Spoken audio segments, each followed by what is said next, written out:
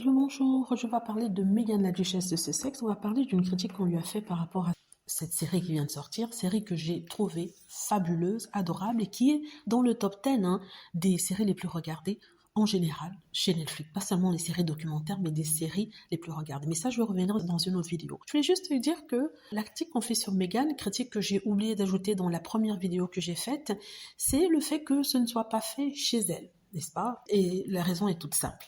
Premièrement, il y a des parties qui sont faites dans son jardin à elle, mais il y a d'autres qui ne le sont pas.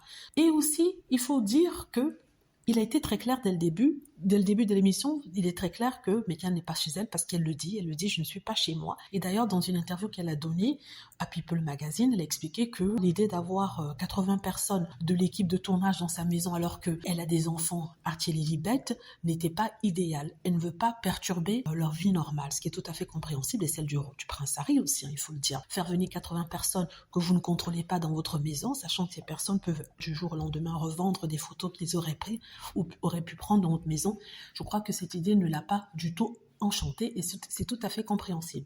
Et autre chose aussi, l'idée qu'elle accepte de faire filmer dans sa maison et que chacun des journaux tabloïds anglais et ainsi que les haters et une image de l'intérieur de sa maison pour ensuite prendre ça, disséquer ça dans les magazines et mettre le prix sur chaque article qu'il voit. L'idée de cela a dû la rendre folle, il n'en est pas question. Il y a des gens qui vous détestent et vous leur permettez de voir l'intérieur de votre maison, ce serait de la folie. Notamment qu'il y a eu des menaces de mort qui lui ont été faites à son encontre. Imaginez que des gens qui veulent s'en prendre à elle arrivent à déterminer où se trouve où est placée la maison, ce qu'il y a dedans.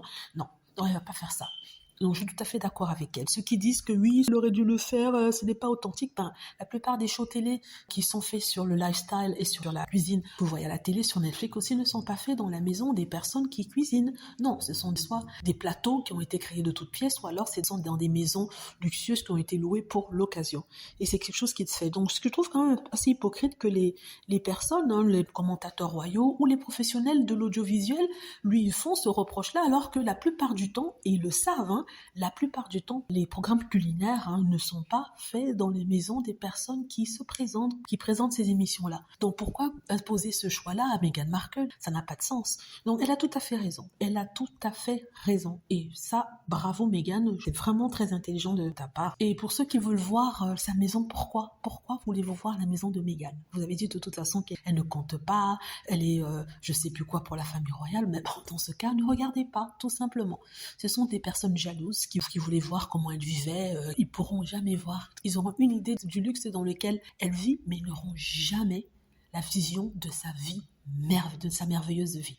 Voilà. Dites-moi ce que vous en pensez. J'espère que vous avez aimé la vidéo. N'hésitez pas à cliquer sur like si c'est le cas, à vous abonner pour plus de vidéos et à cliquer sur la petite cloche afin de être averti lorsque je poste une nouvelle vidéo. Merci.